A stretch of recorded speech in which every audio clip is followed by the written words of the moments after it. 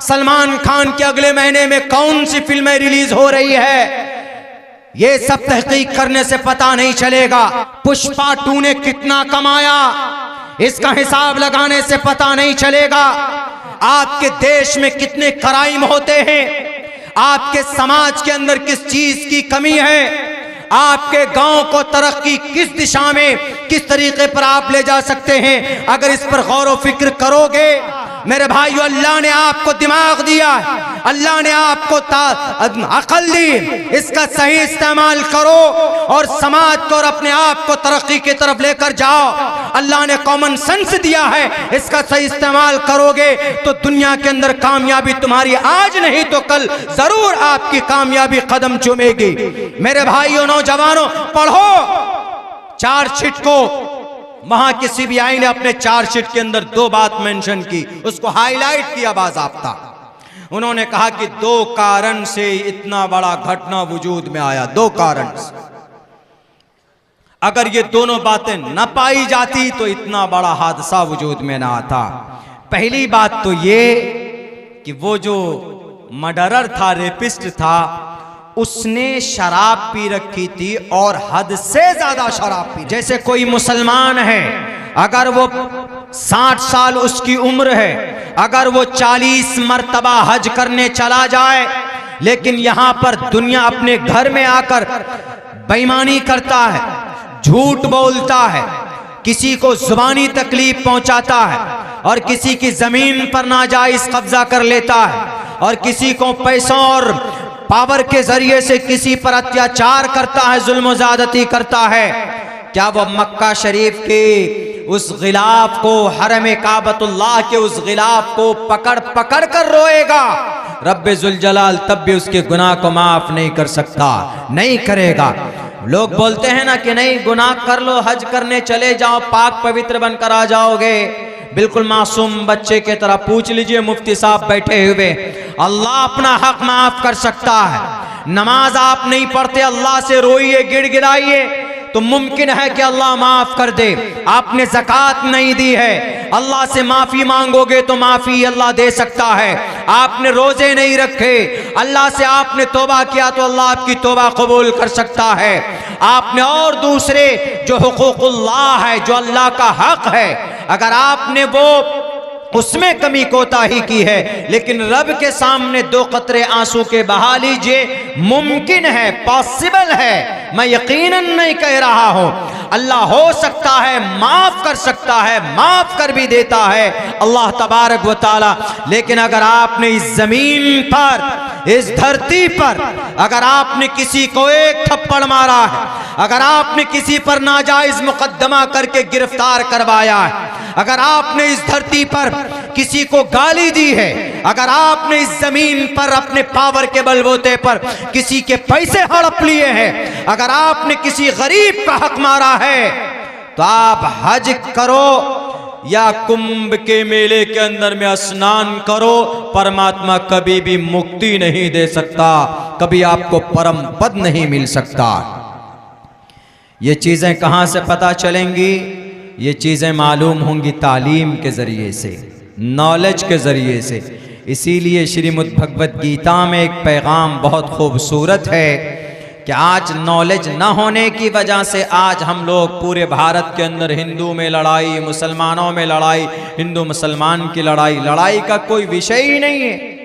मुसलमानों के पास उनकी शरीयत कुरान है, उनकी हकीकत। मुसलमानों को जानना है तो उनकी शरीयत पढ़िए, मुसलमान को मत पढ़िए, क्योंकि बहुत सा मुसलमान शराबी भी होता है, बहुत सा मुसलमान हाजी है, मुत्तकी है, परहेजगार है, लेकिन अखलाक का बहुत बुरा है, बहुत गाली बकता है, मामलात अच्छे नहीं है। इस्लाम को जानना हो तो कुरान और शरीयत, हिंदू धर्म को जानना हो, हिंदू धर्म नहीं सनातन धर्म है, हिंदू तो कोई धर्म नहीं है, इसकी तहकीक करेंगे तो बड़ा लंबा चौड़ा वक्त जाएगा। अगर सनातन धर्म भारत के अंदर, सिर्फ भारत में है सनातन धर्म, हिंदू भाई हमारे जो बरादरान वतन है, अगर इस धर्म को जानना है, इनका अकीदा क्या होना चाहिए, इनका मूल मंत्र क्या है, इनके परमात्मा के बारे में आपको जानना है, तो सबसे पहले नंबर पर ऋग्वेद पढ़िए। दूसरे नंबर पर यजुर्वेद पढ़िए, तीसरे नंबर पर अथर्ववेद पढ़िए, चौथे नंबर पर सामवेद पढ़िए, पांचवें नंबर पर पुराण उपनिषद पढ़िए, छठे नंबर पर आप उपनिषद पढ़िए जो पुराण है, 18 पुराण, शिव पुराण, भागवत पुराण, गुरुर पुराण, मत्स्य पुराण और बहुत सारे पुराण हैं, ओम पुराण है। पुराण पढ़िए, पता चलेगा उसमें भी अगर कोई चीज नहीं मिलती है आपको, वेदों में नहीं मिला, पुराण के बाद उपनिषद या उपनिषद फिर पुराण, उसमें भी नहीं मिलता है, लास्ट में आ जाइए मनुस्मृति में भी चीज नहीं मिलती है तो फिर आ जाइए आप महाभारत में, महाभारत के अंदर नहीं तो गीता में आइए, गीता में नहीं तो इन द एंड रामायण में आ जाइए। कहीं ना कहीं आपको, अगर आपको प्यूरिटी जानना है, पूरे हिंदू भाइयों के अकीदे और कॉन्सेप्ट को जानना है रियल, तो आपको इन ग्रंथों को पढ़ना होगा, तभी आपको पता चलेगा। हिंदू धर्म की पहचान mister prime minister mister Modi से नहीं है, हिंदू धर्म की पहचान मिस्टर योगी से नहीं है, इस्लाम की पहचान और इस्लाम का इंट्रोडक्शन अब्दुल्ला सालिम से नहीं है, इस्लाम का तारुफ मुफ्ती अब्दुल वारिस साहब से नहीं है, इस्लाम का तारुफ, खुदा का तारुफ एक मुसलमान के अकीदे से नहीं लगा सकते।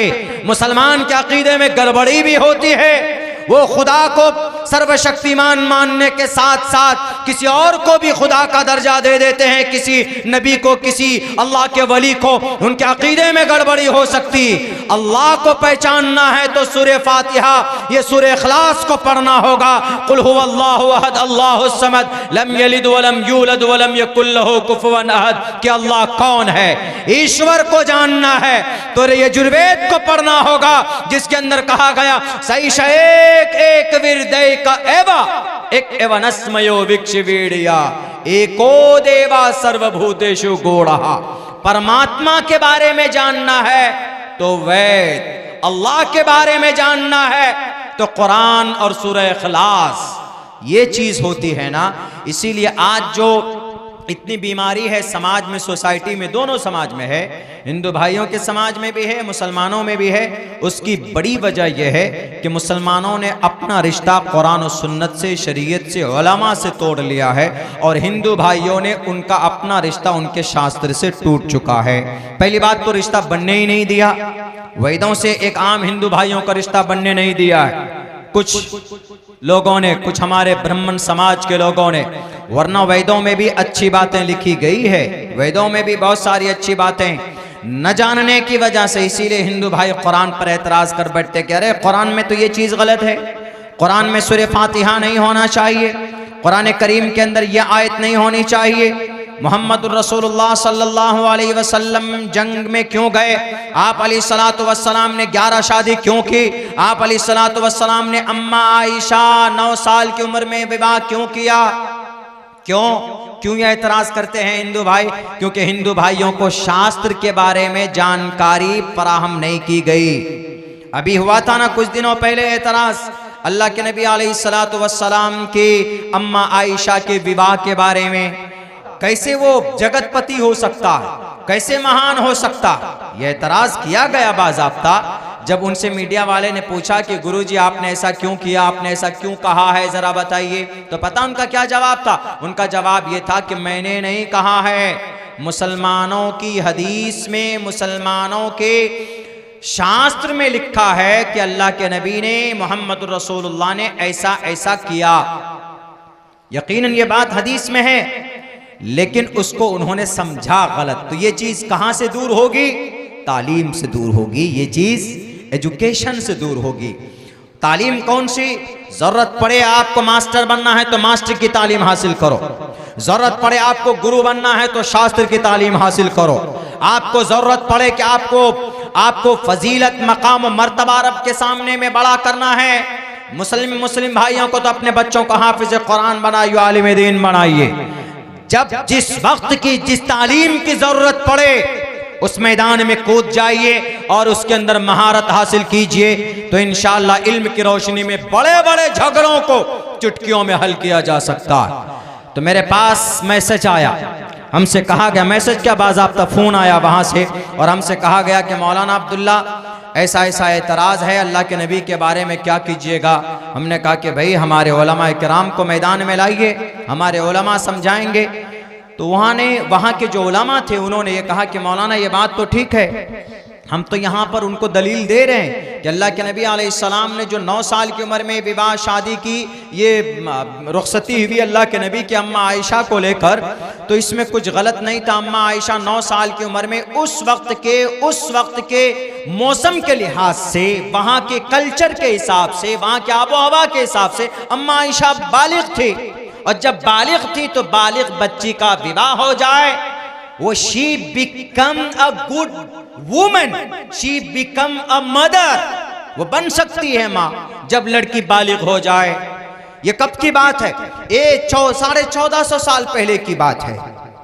तो उस वक्त में तो, लेकिन उनमें से एक मौलाना थे, मौलाना इब्राहिम साहब, उन्होंने कहा कि मौलाना ही डजंट बिलीव इन हदीस, वो हदीस को मानता ही नहीं है। आप लाख तशरीफ पेश कीजिए, लाख कुरान पढ़कर बताइए, because he doesn't believe in Quran in hadith, वो कुरान हदीस को नहीं मानते। हमने कहा पूछिए कि किसको मानते? बोला रामगिरी महाराज जी गुरु हैं तो वह शास्त्रों को मानते हैं। हमारे सनातन धर्मी भाइयों के एक बड़े आचार्य जी हैं, महाराज, आचार्य नहीं कहेंगे इसलिए कि आचार्य सिर्फ पूरे भारत के अंदर 4 ही आचार्य होता है, 4 से ज़्यादा नहीं होता। शंकराचार्य जिसको बोलते हैं, 4 ही आचार्य होता है, जिनमें से 2 गालिबन उड़ीसा में है, एक मध्य प्रदेश में है और एक उत्तर प्रदेश में है। शंकराचार्य जो होते 4 ही होते हैं, ज़्यादा नहीं होते। तो वो गुरु हैं। तो उन्होंने कहा, मौलाना इब्राहिम साहब ने कहा कि आप ऐसा कीजिए, तो ज़रा देखिए तो हमारे हिंदू भाइयों की किताब में भी कहीं इसका चर्चा है कि नहीं है। तो फिर हमने गौर किया, हमने पढ़ा। मैं कोई आसमान से पढ़कर नहीं आया हूँ, मैं बहुत सारी चीज़ें बाद में पढ़ता हूँ, अब भी पढ़ता हूँ। आप भी ऐसा मत कीजिए कि नहीं आप बड़े हो गए, आपकी उम्र 40 साल हो गई तो आप नहीं पढ़ सकते। पढ़िए, हिंदी जानते, हिंदी में किताबें हैं। अब मोबाइलों में जहां सलमान खान की पिक्चरें देखते हैं ना, वहीं पर PDF डाउनलोड कर लीजिए, किताबें पढ़िए। हमारा नौजवान जहां पर खेसारी लाल का गाना सुनता है ना, तो वहीं पर आप कम से कम आप PDF डाउनलोड कीजिए, विकिपीडिया के अंदर में आप सर्च करके पढ़िए तो दुनिया की सारी किताबें मिल जाती। मेरे पास एक मोबाइल है, इस मोबाइल में तकरीबन 1100 किताब, मेरी टैब जो मेरे साथ में लेकर जाता हूं 2200 किताबें हैं मेरे टैब में। अब मैं जाऊंगा, फ्लाइट में बैठूंगा तो बस मेरा निकल जाता है, पढ़ने लगता हूं 2 घंटा 2.5 घंटा। तो पढ़ाई इल्म हासिल करने का कोई वक्त नहीं होता। पढ़िए, पढ़ने से ज्ञान बढ़ेगा, ज्ञान बढ़ेगा तो आप महात्मा बनेंगे। आदमी ज्ञान से महात्मा बनता है, दौलत से नहीं बनता है। दौलत से महात्मा बनता, महापुरुष बनता तो फिरौन बनता। पैसों से, पावर से दौलत बनता तो फिरौन बनता। कुदरत के सामने में सब बेबस हो जाते। तो ज्ञान से आदमी महान होता है। बहरे कैफ, तो हम भी पढ़ते हैं, आप भी पढ़िए, बच्चों को पढ़ाइए। तो उन्होंने कहा हमको इस बारे में नॉलेज नहीं था। लेकिन एक बात, हमने एक तफसीर जब पढ़ी थी, हमने अपने मदरसे में हज़रत मौलाना मुफ्ती अय्यूब साहब ने जब हमें पढ़ाया था, वरफ़अना लका ज़िक्र, इसकी तफसीर में हमने पढ़ी थी। उन्होंने ये बात कही थी कि अल्लाह के नबी अलैहिस्सलाम का तज़किरा सिर्फ कुरान और सुन्नत में नहीं है बेटे। दुनिया की जितनी भी पुरानी ग्रंथ है, कहीं ना कहीं किसी न किसी लाइन में मोहम्मद रसूलुल्लाह का जिक्र ज़रूर मौजूद है। तो हमने कहा कि ज़रूर इस वाक़े के बारे में होगा। हमने ऋग्वेद, यजुर्वेद, सामवेद, अथर्ववेद पढ़कर देखा, मनुस्मृति ये भी पढ़ के देखा, पुराण पढ़ के देखा, कहीं नहीं मिला। लास्ट में बिल्कुल आखिर के अंदर में महाभारत में हमको 2 मंत्र मिले। महाभारत के अंदर मैंने वो मंत्र पढ़ा अभी। उस मंत्र में लिखा है, त्रिशदशो दश वर्षा भार गोविंदे नग्निकम 21 वर्षा वासपरा वर्षा वापनुयात। आप कहेंगे कि शायद ये मंत्र अल्लाह के नबी अलैहिस्सलाम ही की ताईद में है। इस मंत्र में क्या लिखा है? त्रिशदशो दश वर्षा, 30 बरस का मर्द। महाभारत का मंत्र है, 3100 साल पहले महाभारत लिखा गया है। यानी अल्लाह के नबी अलैहिस्सलाम 1450 साल, उनसे भी पहले से, अल्लाह के नबी के आने से तकरीबन 1500 साल पहले महाभारत। उस महाभारत में त्रिशदशो दश वर्षा भार गोविंदे ने नग्निकाम, 30 बरस का आदमी। त्रिशदशो, त्रि मतलब 30, शद मतलब 10, त्रिशदशो दशा वर्षा, 10 वर्ष की दशा, संस्कृत में 10 को दशा बोलते हैं। 1 को एका, 2 को द्वे, 3 को त्रीणी, 4 को चत्वारी, 5 को पंचावती, 6 को षट, 7 को सप्त, 8 को अष्ट, 9 को नवा, 10 को दशा, 11 को एकादशा, 12 को द्योदशा, 13 को त्रियोदशा, 14 को चतुर्दशा, 15 को पंचादशा, 16 को षोडशा, 17 को सप्तादशा, 18 को अष्टोदशा, 19 को नवदशा, 20 को विंशति। चूंकि लफ्ज विंशति आया इसलिए 20 तक गिनती सुनाया, बोलिएगा तो 100 तक गिनती सुना दूंगा मैं। एक त्रिशदशो दश वर्षा, 30 बरस का लड़का 10 बरस की लड़की से नग्नी कर सकता, नग्नी काम, इसी से लगन है। बोलते हैं ना कि लगन बहुत चल रहा है, संस्कृत वर्ड है, इसको हिंदी में ट्रांसलेट किया, त्रिशदशो दश वर्षा भार्गो, ऐसी औरत जो बालिग न हुई हो, यानी 30 बरस का लड़का 10 बरस की ऐसी बच्ची, लड़की औरत मत बोलिए, ऐसी छोटी बच्ची से नग्नी कर सकता है, विवाह कर सकता है जो बालिग नहीं हुई है। भार्गो, बालिग नहीं हुई है। नीचे आइए, 21 वर्षा, 21 बरस का लड़का, 21, विंशति मैंने 20। दुनिया के किसी भी संस्कृत की डिक्शनरी में, हिंदी डिक्शनरी में जाएंगे तो वहां संस्कृत में 20 को विंशति बोला जाता है। जैसे अंग्रेजी में 20 को एक ही वर्ड बोला जाता है, क्या? 20।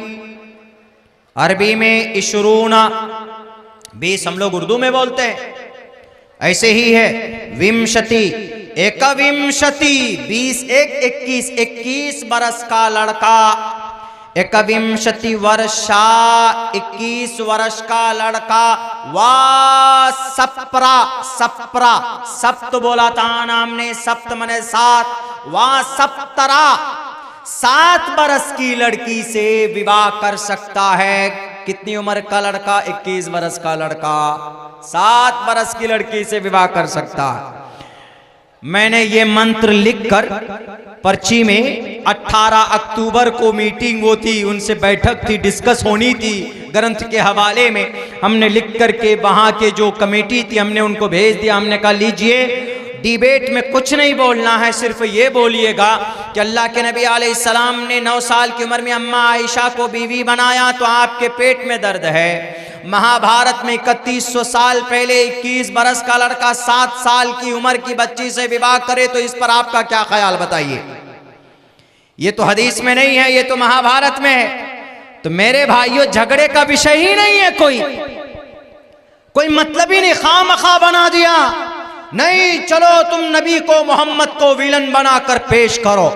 उस नबी को विलन बनाकर पेश करना चाहते हो जिनकी शरीयत पर अगर अमल कर लिया जाए तो दुनिया से अत्याचार, दुनिया से जुल्म तशद्दुद का बाजार गर्म हो जाए। हमारे नबी की सुन्नत के मुताबिक अगर जिंदगी लोग गुजार लें तो पूरी दुनिया के अंदर अमन और शांति बहाल हो जाए। अल्लाह के नबी ने क्या फरमाया कि नौजवानों, तुम शराब मत पीना, नशा मत करना। 1400 साल से हमारे उलमा बयान करते हैं, चीख कर चिल्ला कर कहते हैं कि शराब मत पीजिए, नशा मत पीजिए, कोरेक्स मत पीजिए, टैबलेट मत खाइए, नट्राफेट मत इस्तेमाल कीजिए, सोलेसन मत सूंघिए। इस्लाम में नाजायज और हराम है, सारी नशावर चीजें हराम है। लेकिन लोग क्या बोलते हैं, जो लोग सेक्युलर होते हैं, अरे what is need to stop them, क्या जरूरत है इन चीजों को। अभी तो 26 जनवरी, 1 जनवरी के अंदर शबाब, कबाब, शराब मजे किए, और ये लोग मौलाना लोग और इस्लामिक शरीयत की बात करके हम लोगों को डराते हैं। ये तो अब बड़ी मजे की चीज है, ये ड्रिंक करते हैं हम लोग, वाइन पीते हैं हम लोग, बियर पीते हैं, मजा करते हैं। एक अच्छी चीज को क्यों मना कर रहे हैं? मना मुसलमान नहीं करता, मना कोई आलिम दीन नहीं करता, चूंकि हमने जो पढ़ा है। और ये मना कौन किसने किया? अल्लाह ने मना किया। और अल्लाह जानता है इंसान को पैदा करने वाली जात अल्लाह की है, और अल्लाह जानता है ये इंसान, इसके अंदर जो अकल है, इंसान की अकल किससे डैमेज होगी? शराब से, नशा से डैमेज होती। इसीलिए अल्लाह तबारक व तआला ने अपने कुरान में कहा, कोई मुसलमान आलिम, कोई मुफ्ती, कोई काजी या कोई आलिम दीन अपनी तरफ से कोई पेश नहीं कर सकता। इन्नमल खमरु वल मैसुरु वल अंसाबु वल अज़लामु, इन्नमल खमरु, शुरू के अंदर नशा है, शराब है, रिजसुम मिन अमली शैतान, ये सब के सब शैतान के काम है और ये सब के सब शैतानी अमल है। इसीलिए कहा कि लोगों शराब से दूर रहो, शराब गंदी चीज है। अगर कोई मुसलमान नशा करता है, बल्कि अगर कोई मोमिन शराब पीता है, तो अल्लाह के नबी अलैहिस्सलाम फरमाते हैं कि शराब जैसे ही हलक से नीचे उतरती है, नशा आवर चीज, नशीली कोई पदार्थ, उसका ईमान निकल जाता है, उसका ईमानी रूह निकल जाता है। बाज़ मुहद्दिसीन ने इस हदीस की ये वजाहत की है कि अगर कोई शराबी, अगर कोई मोमिन शराब पीता है और वो नशे की हालत में उसकी मौत हो जाए तो कुफ्र की हालत में मरेगा, इसलिए कि उसके अंदर ईमानी नूरानियत थी ही नहीं, इस वजह से कुफ्र की हालत में मरेगा। मोमिन की शान नहीं कि शराब पिए। जब हम लोग ये बात पेश करते हैं तो लोग कहते हैं कि मौलाना क्या जरूरत है, ये तो मजे की चीजें पीने दीजिए। बहुत बड़ा नुकसान है। आपको इसका नुकसान का अंदाजा है? नहीं है। एक वाकया बताता हूँ, कई मरतबा बता चुका हूँ जलसों में, लेकिन आपको सुना रहा हूँ चूंकि यहाँ पर आप लोगों ने शायद वो बात नहीं सुनी होंगी। 6 महीना पहले शहर कलकत्ता आरजिकर मेडिकल कॉलेज, वहां पर एक रेप होता है, एक बेटी की इज्जत लूटी जाती है। उस डॉक्टर का नाम डॉक्टर अहाना, ट्रेनी डॉक्टर थी, अच्छा मिशन था, अच्छी सोच थी उस डॉक्टर की, कुछ करना चाहती थी। आरजिकर मेडिकल कॉलेज बहुत बड़ी कॉलेज है, बंगाल के अंदर नहीं, पूरे समझिए कि हमारे इस इलाके के अंदर में, बिहार, झारखंड, उड़ीसा और बंगाल, आसाम की इस हल्के के अंदर में बड़ा नामी कॉलेज है। उस कॉलेज के अंदर एक डॉक्टर, ट्रेनी डॉक्टर काम कर रही थी। वो वहाँ से आगे उसका स्टेप था, आगे बढ़कर कुछ तरक्की करती, लेकिन वहीं उसी हॉस्पिटल के एक स्टाफ ने उस औरत की, उस डॉक्टर की इज्जत लूटता है, उसका बलात्कार करता है। बलात्कार पर ही बस नहीं किया, बल्कि बलात्कार के साथ साथ उसकी आंख को फोड़ता है वो, और वो डॉक्टर चश्मा पहन करती जोर से थप्पड़ मारता है, उसके चश्मे का शीशा टूटकर उसके आंख में घुस जाता है, आंख फूट जाती है उसकी। उसी पर बस नहीं किया, जब वो एग्जिस्ट करने लगी, जब वो अपनी जान की हिफाजत के लिए हाथ पैर मारने लगी, तो उसके हाथ की कलाई को पकड़कर तोड़ दिया गया। उस पर भी पेट नहीं भरा तो उसको नीचे लिटाकर उसको इससे, इस घुटने से या गालिबन कोहनी से उसकी रीढ़ की हड्डी को 2-3 जगह से तोड़ दिया गया। उस पर भी शायद पेट नहीं भरा तो उसका गला दबाकर उसका मर्डर भी कर दिया। और आपको ये सुनकर बड़ा ताज्जुब होना चाहिए कि वो जब उसने पहली मर्तबा उसकी इज्जत लूटी थी तो उस वक्त वो जिंदा थी। चूंकि ये सारी चीज़ें फॉरेंसिक रिपोर्ट में और सारी चीज़ें पोस्टमार्टम रिपोर्ट में ये सारी चीज़ें वाज़ेह हो जाती है। तो उस डॉक्टर जब पहली मर्तबा उसकी इज्जत लूटी गई थी तो वो ज़िंदा थी, लेकिन पहली मर्तबा उसके साथ बलात्कार करने के बाद दर्द की वजह से ताप न ला सकी, अपने वो उनका मर गई, उसकी मौत हो गई। जब वो मर जाती है तो ये इंसान नहीं था, यह हैवान था। कोई इंसान ऐसा नहीं कर सकता, हैवान था। जब उसकी मौत हो गई तो मरने के बाद भी 4 मर्तबा रेप किया उसको, 1 मर्तबा नहीं, 4 मर्तबा। इसीलिए जब उसका पोस्टमार्टम हुआ है तो जो 4 मर्तबा उसका स्पंप मिला है, यानी जो मनी की जो क्वांटिटी है, मिकदार है, उस लेडी डॉक्टर के शर्मगाह में जब डॉक्टरों ने निकाल कर देखा तो ये कम से कम 5-6 आदमी अगर किसी औरत की इज्जत लूटे तो तब इतना मिकदार में लिक्विड स्पंप जमा हो सकता है। तो इसमें बात ये चल रही थी कि एक आदमी ने उसका नहीं किया बलात्कार, बल्कि 5 आदमी ने, यानी गैंग रेप हुआ है। इसी गैंग रेप को साबित करने में 3-4 महीने का वक्त गुजर चुका, केस सॉल्व नहीं हुआ। चूंकि स्पंप को अलग नहीं कर सकते, बैरकैब बहुत सारे फॉरेंसिक चेकिंग के बाद, बहुत सारी तहकीकात के बाद होते हवाते यही पता चला कि नहीं, उस एक आदमी का ही वो सारा लिक्विड है और उसने कबूला भी था कि हाँ मैंने ही ऐसा किया था और मैंने उसके मरने के बाद उसके साथ 4 मर्तबा मैंने उसकी इज्जत लूटी थी। ये बात तो आपके सामने में आई, उसका मर्डर भी हुआ और इसने 5 मर्तबा उस एक समाज की बेटी की, एक डॉक्टर की, डॉक्टर को हमारे हिंदू भाइयों में भगवान का रूप देते, यानी वो इंसानों को बचाने के लिए एक सबब बनते हैं डॉक्टर, इसीलिए हम लोग उनका बहुत शुक्रिया अदा करते हैं। वरना बचाने वाली जात तो अल्लाह की है, लेकिन एक सबब और जरिया डॉक्टर को मानते हैं हम लोग, तो वो कितनों के साथ भलाई कर सकती थी और वो कर भी रही थी। लेकिन पता है आपको, ये इतना बड़ा घटना हमारे भारत के इतिहास में इससे पहले भी हुए हैं, लेकिन इनसे ज्यादा खतरनाक नहीं। सन 2012 के अंदर 19 अगस्त को निर्भया का मामला सामने आया दिल्ली में, वो भी खतरनाक था, लेकिन उनसे कहीं ज्यादा खतरनाक मैं इसको मानता हूं, क्योंकि मरने के बाद 4 मर्तबा बलात्कार किया गया। वो आदमी इंसान नहीं हो सकता, इंसान के रूप में जानवर ही हो सकता। उसकी यह हालत क्यों हुई पता है? उसने मरने के बाद 4-5 मर्तबा तक उस औरत की इज्जत के साथ क्यों खिलवाड़ करता रहा पता है? नौजवानों, सिर्फ फिल्म देखने से काम नहीं चलेगा। अगर ये दोनों बातें न पाई जाती तो इतना बड़ा हादसा वजूद में ना आता। पहली बात तो ये कि वो जो मर्डरर था, रेपिस्ट था, उसने शराब पी रखी थी और हद से ज्यादा शराब पी रखी थी। डेली 2 बोतल पीता था, उस दिन उसने 5 बोतल पी रखी थी, 5 बोतल। उसका जो दोस्त पकड़ा गया बाद में, उसने कहा कि उस दिन उसने 5 बोतल एक्स्ट्रा मंगाई थी, उस दिन उसकी नीयत ठीक नहीं थी। तो उस दिन उसने 2 बोतल पीकर पहले गया था। वो कौन था? रक्षक था। वो वहां का गार्ड था, वो उस आरजीकर मेडिकल कॉलेज का, यानी जिसको मुहाफिज बनाया वही चुरा गोप कर निकल गया।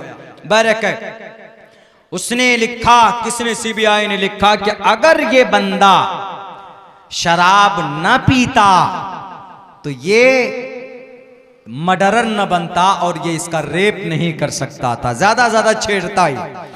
इसने ओवर शराब पी रखी थी, इसने बहुत ज्यादा ड्रिंक की हुई थी, जिसकी वजह से इसकी अक्ल, जो इसकी कॉमन सेंस है, वो खत्म हो गई और इसकी वजह से ये इंसान अपना सब कुछ खो बैठा। इतना बड़ा घटना इसने बड़े घटने को अंजाम दिया, इतना बड़ा जुर्म किया। कौन कह रहा है? सीबीआई आज कह रही। और ये बात अल्लाह के नबी ने कब बताया है? वला तशरिबिल खमर फइन्नहा मिफ्ताहु कुल्ली शर्रिन। हमारे नबी ने 1450 साल पहले ये बात बता दी थी। अल्लाह के कुरान ने बता दिया था कि ये शैतान का काम है, शराब मत पियो, नशा मत करो। इसीलिए नबी पाक अलैहिस्सलाम को उनके जीवनी पर उंगली उठाने वाले हमारे नबी ने जो भी बातें कही है, खुदा के वास्ते उस पर अमल तो करके देखो। अगर समाज 1 साल के अंदर तब्दील ना हो जाए, बदल ना जाए, तो अब्दुल्ला सालिम की जुबान काट लीजिएगा।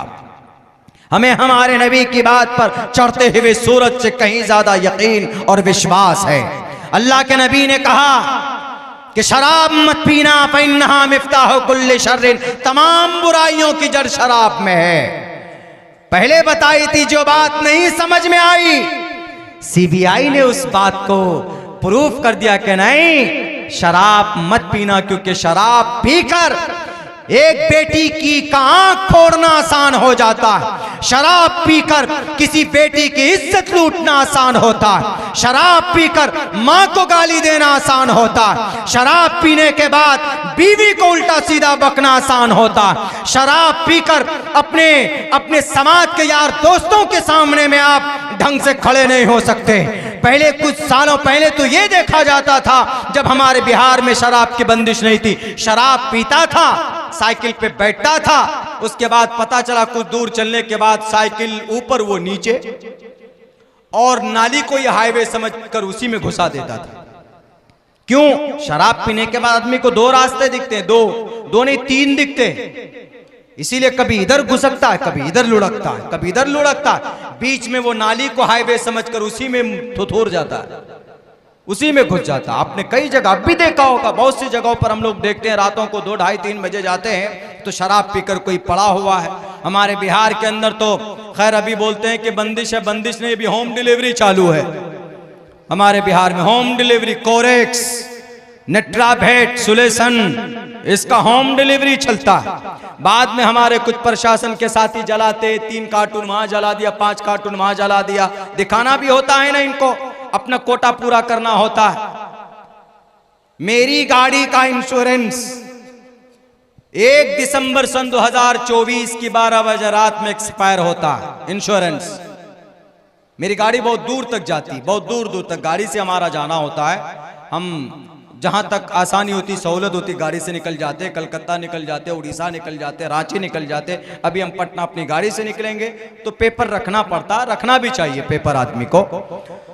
पता है आपको मेरी गाड़ी का चालान 7 चालान काटा है। आज मैं अररिया में चक्कर लगाया हूं, कम से कम 4-5 ऑफिस में गया हूं, 7 चालान कटा 2-2 हजार रुपए का। एक चालान कब कटा है? अगस्त के महीने में। एक चालान कटा है अक्टूबर के महीने में, 2 अगस्त के महीने में, 2 अक्टूबर के महीने में, 2 नवंबर के महीने में। डीटीओ ऑफिस गया कि सर ये क्या है? बोला कि आपका इंश्योरेंस नहीं है। मैंने कहा लीजिए इंश्योरेंस प्रूफ हमारे पास है, ये लीजिए। बोला ओहो कहाँ कटा है? हमने कहा कि भी इसमें टोल टैक्स में, हरियाबारा। वहां गए, बोलता सर ये क्या बात करते हैं आप, हमारे टोल टैक्स में तो चालान काटने का अलाउ ही नहीं है। हमने कहा अच्छा बोलिए कहाँ होगा मामला का समाधान? बोला आप एक काम कीजिए, ट्रैफिक पुलिस वाले के पास जाइए। ढूंढते ढूंढते वहां पहुंचे, कोई दीवान अकरम खान साहब हैं, उनके ऑफिस में कोई नहीं। हमने कहा कि सर चालान काटा, समाधान क्या होगा? उन्होंने कहा कि ऐसा है कि आप थाने वाले के पास जाइए, पुलिस स्टेशन जाइए। हमने कहा वाह, चालान आप लोग काटे, हम पुलिस स्टेशन क्यों जाए? हमने कोई शराब पीछी क्या? उन्होंने कहा कि नहीं नहीं, आपको वहां जाना, आपको एक आवेदन देना। हमने कहा कि 1-2 चालान यहाँ कटा है हमारा हरियाबारा टोल टैक्स पे, 2 कटा है सुपौल में और 2 कटा दरभंगा में। हमारे पास जब पेपर मौजूद है इंश्योरेंस का, ये पेपर हमारे पास आपके सामने है। बोला हाँ, वो बेचारा अच्छा आदमी था, उसने आके कहा मौलाना एक बात बोले। हमने कहा कि बताइए। हम गर्म हुए। हमने कहा कि एक तो गलती की आपने, ऊपर से आप समाधान नहीं बता रहे, कभी कह रहे वहां जाइए, कभी कह रहे वहां जाइए। हमें बताइए कि माजरा क्या, चालान कटा कैसे? बोला हजरत होता ऐसा है कि हम लोगों पर एक टारगेट दिया जाता है कि मिसाल के तौर पर आज तुमको 10 चालान काटना है, 10 चालान तुमको काट कर दिखाना है आके। इतने एक्टिव तो होते नहीं है चालान काटने वाले, बैठे हुए एकदम। उसके बाद में देखा कि अरे भाई बहुत ज्यादा प्रेशर आ रहा, 10 चालान काटा हुआ, अभी एक भी नहीं कटा। बस खड़े हो जाएंगे कहीं पर, फोटो लिया वहीं से काट दिया। लोकेशन किसका डाल देगा? आपके घर के पास है तो आपका लोकेशन डाल देगा कि वहां पर कटा चालान लीजिए। वो अपना 1 दिन का कोटा 10 का चालान काट कर भेज दिया, पैसा नहीं मिला। हाँ जी सर ये है, इनका ये पेपर गलत है, भेज दिया। हमने कहा कि इस चीज पर लगाम लगाइए ना। इस चीज पर लगाम क्यों नहीं लगता? बोला वो लोग है ना, क्लोजिंग रिपोर्ट पेश करना होता है और जिसकी वजह से ये लोग किसी का भी चालान काट देते हैं। हमने तो अब यही फैसला किया, आज तो मेरे पास टाइम नहीं था, हमने यही फैसला किया है कि कंज्यूमर कोर्ट में केस फाइल करूंगा, भले ही पैसा खर्चा हो जाए, दूंगा। 14,000 का चालान है। बाज लोग बोला मौलाना दे के खत्म कीजिए। मैंने कहा क्यों करें, हमारे पास जब पेपर मौजूद है। यही तो गलत व्यवस्था है ना, इसी को हम खत्म करना चाहते हैं ना। ये पकड़ो ना उन नालायकों को, उन मुजरिमों को जो कुर्सी पर बैठकर जिनके पेट 2-2, 3-3 फीट बढ़ गए हैं ये हराम खा खा कर। उनमें से कोई आदमी बेचारा जाहिल होगा, वो बोल देगा तुम्हारी गाड़ी में ये प्रॉब्लम है। जब हमारे बच्चे पढ़ लिख कर मैदान में आएंगे, बात करना नहीं जानते, बात कैसे सलीके से करें, माँ बाप से कैसे बात करें, अपने समाज में पोलाइटली नरमी कैसे पैदा हो, समाज में अच्छा काम कैसे हो, ये चीजें जभी हो सकती है जब हमारे बच्चों के अंदर तालीम का हमारा मैयार, हम अपनी सोच बढ़ाएंगे तो इंशाअल्लाह इन चीजों के अंदर तब्दीली भी आएगी। बहरे कैफ तो वो आदमी उसने सीबीआई ने कहा कि शराब पी रखी थी। और दूसरी कौन सी बात? दूसरी बात ये थी, उन्होंने लिखी कि अगर ये डॉक्टर अहाना अकेली न होती रात को 3 बजे अकेली रूम में गई थी कॉन्फ्रेंस हॉल में। ये आदमी पहले से ताक में बैठा हुआ था कि कब हमको ये डॉक्टर मिले तो हम इसके साथ में अपने नापाक अजाइम को मुकम्मल करें। मेरे भाइयों, रात को 3 बजे वो डॉक्टर अहाना अकेली थी। अल्लाह के नबी ने इसी को मना किया है। अल्लाह के नबी ने फरमाया इन्नल मरअता औरतुन इदा खरजत इस्तशरफहा शैतान। मतलब ये है कि यत्र नार्यस्तु पूजन्ते रमन्ते तत्र देवता तत्र तास्तु न पूजन्ते न रमन्ते न तत्र देवता। बेटी है, घर में रहे, उसका सम्मान करो, बेटी को अकेले बाहर मत भेजो। मेरे नबी फरमाते इन्नल मरअता औरतुन। मेरी माए, आप भी बैठी हुई सुन लीजिए। आपका शौहर दिल्ली के अंदर है, आपका शौहर पटना में है, तो आपके लिए जायज नहीं है कि बिना बात के आप कुवारी या आप कुर्सा काटा के मैं मार्केट में चले जाएं और अपने आप के अपनी शक्लों को खोल कर चले जाएं। अगर आपको जरूरत है आप जाइए अररिया, लेकिन साथ में किसी को कर लीजिए और मुशर्रा लिबास में जाइए, बुर्के में जाइए, अपने आप को ढांप कर जाइए। और ये जो शैतान आपके हाथ में है मोबाइल, इन्नल मरअता औरतुन, औरत पर्दे की चीज है। इदा खरजत, जब वो बाहर निकलती है घर से, इस्तशरफहा शैतान, तो शैतान उसके पीछे पीछे लग जाता है। तो अल्लाह के नबी ने कहा कि औरत को अकेले घर से बाहर नहीं निकलना चाहिए। तो वो डॉक्टर अहाना के बारे में सीबीआई ने लिखा कि डॉक्टर अहाना अगर किसी को साथ में रखती, किसी कंपाउंडर को या किसी अपने सहेली को, तो उसकी जिंदगी आज जिंदा होती, आज वो हयात से होती। ये बात मेरे नबी ने पहले बता दिया था कि औरत को अकेले घर से बाहर नहीं जाना चाहिए। बताइए हमारे नबी की पेशीन गोई कब की है, हदीस कब की है? 1450 साल पहले। तब अल्लाह के नबी ने बता दिया था। लोग अमल नहीं करेंगे। जो शरीयत है, जो मुसलमानों का कुरान और जो उनकी हदीस है, ये सिर्फ मुसलमानों के लिए नहीं है, तमाम मानव जाति के कल्याण के लिए है। हिंदू हो के मुसलमान हो, क्रिश्चियन हो के जैन हो के बौद्ध हो, कोई भी हो, उन सब की भलाई के लिए है। इस पर अमल करके तो देखा जाए। शराब की वजह से, बेपर्दगी की वजह से हमारी समाज की बहु बेटियों की इज्जतें लूटी जाती। मदरसे में नबी की सीरत पढ़ते हैं, वो नबी जिन्होंने जानी दुश्मन को भी सीने से लगाया, अपनी जानी दुश्मनों को भी माफ किया गया।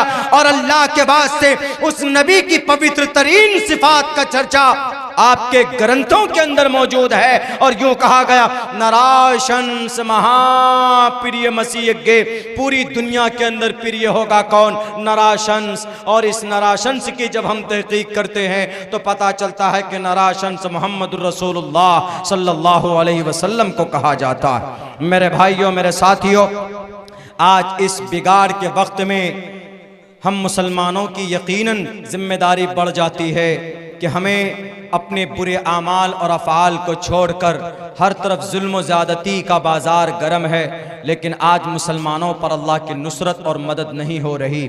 उसकी बड़ी वजह यही है कि मुसलमान नमाज नहीं पढ़ता, मुसलमान सूद खाता है, मुसलमान झूठ बोलता है, नौजवान शराब नशा करता है। और हमारे बाज़ नौजवान सोशल मीडिया में ऐसे लगे हुए हैं कि भाई उनको ना नमाज का ना अज़ान का।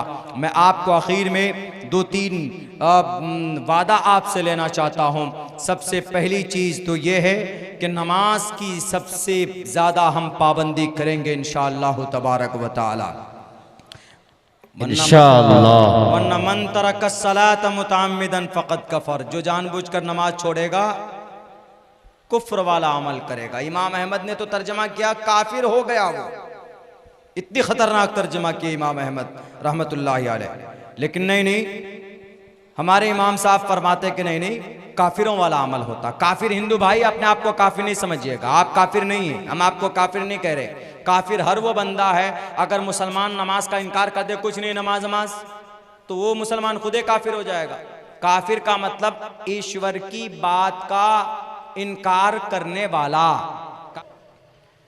नहीं जी, भारत का मुसलमान नहीं बोलता है। मनुस्मृति आपको काफिर कहता, आपको नहीं, बल्कि हर उस व्यक्ति को जो ईश्वर की बात नहीं माने। ईश्वर क्या कहता है? ईश्वर कहता है कि अहिंसा, जुल्म मत करो। आप जुल्म करते हो, कोई भी जुल्म करेगा ईश्वर कहता जुल्म मत करो, कोई जुल्म करेगा तो काफिर हुआ कि नहीं हुआ? काफिर हुआ, क्योंकि ईश्वर की बात नहीं मानना। अहिंसा सत्यम सदा सत्य बोलो। हमारे भारत का गुरु हम्मंतरी जी, गिरे मंतरी को संस्कृत में गुरु हम्मंतरी, संस्कृत में घर को गुरु हम बोलते, गुरु हम। मम गुरु हम जो की हाट, मम नमा अब्दुल्ला सालिम। गुरु हम गिरे से बना, गुरु हम से गिरे बना।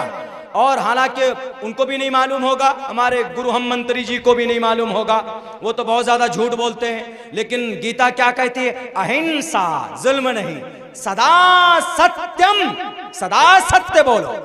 इस्लाम में तो जायज ही नहीं झूठ बोलना, जायज नहीं।